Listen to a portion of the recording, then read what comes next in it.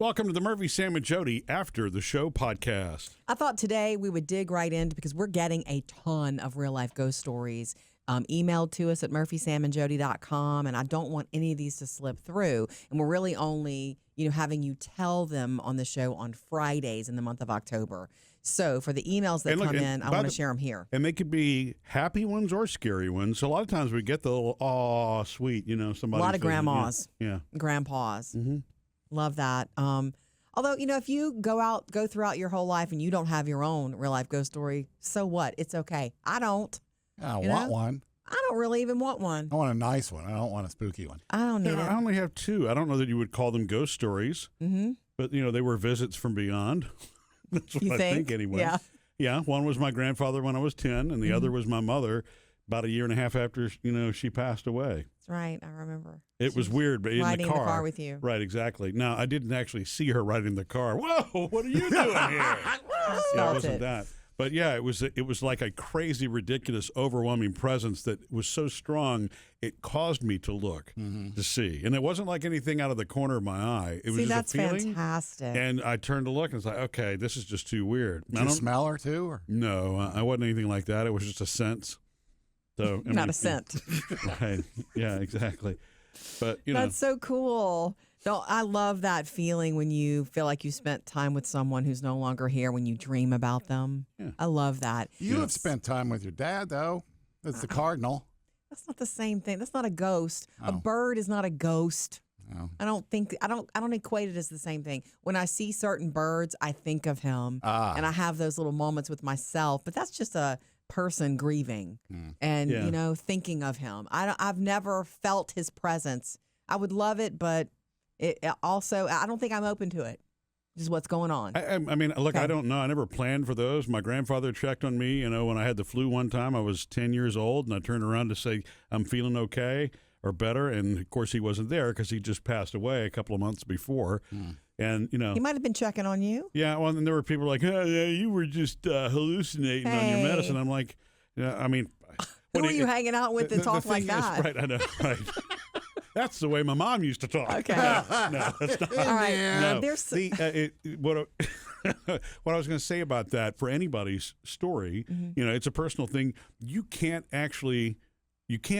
prove it, some people will say, but you can't disprove it either. You know what I'm saying? Correct. So it just kind of is what it is. It happened to you, and if it happened to you because you were experiencing grief in a different way, or if something was really there, is up to you to be honest with yourself about.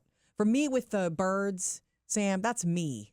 That's probably not. I'm not visited. That's me just grieving. That's all, I think. Missing my dad. I mean, it was sweet. We had a lot of woodpeckers in our neighborhood, and you thought the woodpeckers were your dad. Well, no, I didn't think they. Again, see, I never thought they were him. I mean, I was a little confused because sometimes it was a woodpecker, sometimes it was a cardinal. It's like it just reminded me of him. Make up your mind, Jodi. Which is he coming back as? Okay. It's my daddy. Which one? Okay. Are we done with that? I'm sitting here supporting you with your mom in the seat. I'm just teasing. Okay. We have a couple of emails, and they're really good ghost stories, so I want to go. Okay? Melly sent this in. Hey, Murphy, Sam, and Jodi, I love your show every day. I have a lot of spooky stories. I grew up in an old plantation town, and I've always had interesting experiences. Some are scary. No matter where I moved to, I would have visits. I'll share a not-so-scary one. Okay. Some years ago, my mother died in our home. She died in the morning. Our house was full of brothers and their families, where I settled down to sleep on the bedroom floor. I got nudged awake, opened my eyes, and I see an apparition of my mom. She looked beautiful like she did before cancer got her. But I wasn't prepared to see her in that form, so I quickly closed my eyes. I then opened my eyes to see a mist flow up and away from me and flow out of the bedroom door down the hallway. Oh. To this day, I regret not keeping my eyes open. Oh. This was 15 years ago. Oh, of course you regret that. That really happened to you. You really saw what you saw. Yeah. And who knows what it was? It was still your mother in some form. Yep, and you experienced it. Sheila sent this. I have a couple of ghost stories to share. We used to live in this house that resided where the Oregon Trail had run through. We moved 3 weeks before I delivered our son. After having our son, I was home with him and I would hear strange noises. Things would be out of place, and my boyfriend said it was just me having baby brain. Okay. Don't say that to a woman. Right, okay. Dude. Right. A woman can say it. That's fine. Yes. The guy Can't do disprove it. No. Okay. As time went on and as our son began to find his voice and learn to crawl, he would giggle when looking at the ceiling or in the distance of the house. When he was starting to walk, he randomly fell, but it was like he was pushed. Oh, that hurts my heart. I would hear what I thought was a little girl laughing and running through the house. Another incident during this time, which wasn't so pleasant, was my boyfriend. Here it goes, the boyfriend again. What did he say this time? No. Sorry, Sheila. We're so rude. I didn't mean to say that. Laugh. But okay, so another time my boyfriend had laid our son in his crib and left the room. I happened to be in the spare room and I heard footsteps going into our son's room and this deep man's voice grunting angrily. And I spoke out loud saying, "Hey, is that you?" I got no response. Then it stopped. I hurried into our son's room, grabbed him, and went to our bedroom where we remained for the evening. That night and several days after, I would hear footsteps and they would stop at the entrance of our room. After talking to the original owner of the house, we found that our bedroom was an addition to the house, which is why we thought the ghost wouldn't enter the bedroom. Ah. Yeah, you're clever, Sheila. Pretty good. I lost many nights of sleep. I bet you did. We ended up having a priest come bless our house, and all of the strange phenomenon went away. Wow. We never believed in ghosts until we witnessed it ourselves. Sheila, those are great ghost stories, but horrible to have lived through that. I would have wanted to move immediately. I know it's not always possible for families, but if I hear something going into my kid's room and trying to come at me, I'm out. You know that. I won't even sleep when there's a gecko in the house. Well, that's one thing that I liked about our first house being like old and off the ground is, you can't walk quietly across those floors. No. So you're going to know if there's something, that's in the house. So I always liked that. For security reasons. Yeah, but remember, at that house, too, is where I used to sense something happy. I don't know what it was. I just told Jodi, I said there was something that was happy, in the house.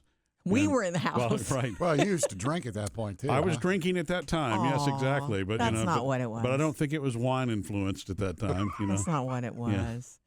Anyway, keep your real life ghost stories coming. We love them. And I do want to say this. Sheila put one more paragraph here, but it's not ghosty or scary. Oh. This is a long email. I also wanted to mention, this is from Sheila, that I loved Rainbow Bright as a kid. I had a collection of her horse, and some other characters from the show. I recently asked my parents if they still had those items, and we are planning on looking in the attic to see what we can find. I'll send pics if we find them. They don't make cartoons and shows like they used to in the 80s and 90s. We were so blessed to have those growing up and to grow up in those decades. Yeah. And that's, she's sending that because we talked about it in Hollywood Outsider that there's a movie coming and another TV show based on Rainbow Bright. So, have you ever thrown away anything that was the girls when they were younger and then they come back after looking for it? I mean, when they were younger, yeah. Because otherwise, that. She, Rainbow Bright, she had as a child. Now as an adult, she's like, "Hey, did you throw it?" No, that's never happened. If I ever thought it was going to mean something, I kept it, and those things are stashed in a corner of our guest bedroom closet. Yeah. Did you know that there's some toys in there, Murphy? I didn't know that. I thought we still had Feathery. Do we still have Feathery? I think we do still have Feathery, which is a parrot puppet. A parrot puppet from a Carnival cruise. Taylor loved Feathery. I know. I loved Feathery, too. And wait, I kept those dolls that look like real girls. Yeah. I think one of them was an American Girl doll, but after that, it's like we got the Target ones. Yeah, They're awesome. There's a bunch of stuff we didn't. I guess it becomes clutter, right? If you Correct. too much of it. But I still have donate it. Remember, I told you last year or whatever when we were cleaning out my dad's house, we found my Weebles. Yeah, I still have my Weebles and the Weebles camper. and they still stand up. Yeah, right. They don't fall down yet. Even after 40 years, they don't fall down, apparently. They're pretty small. I don't know if they would be made that small anymore because choking hazards. Oh. Well, that's true. And because I remember my mom saying, don't put the Weebles in your mouth. I remember that very well. She always explained that. She had to tell you that. She never warned me about how, sharp the edges on the Tonka toys were. Yeah, ouch. You learned that the hard way. Right. Yeah, Anyway. my mom threw away our Star Wars toys from when we were little. Right. What? Those okay. are worth money. Well, they were. Yeah, well, I mean, Doesn't okay, matter they weren't now. in the box. Obviously, we played with them, and we played with them well. So Right. they Yeah. were probably worn down if we still had it. But I mean, we had the Death Star, we had the Speeder, That's cool. and I guess nothing. I mean, she didn't know. No, you can forgive You your don't know parents that for stuff's any of gonna that. be worth $1 bazillion. And should, yes. Yeah. Yeah, we I only kept we have a Little People farmhouse.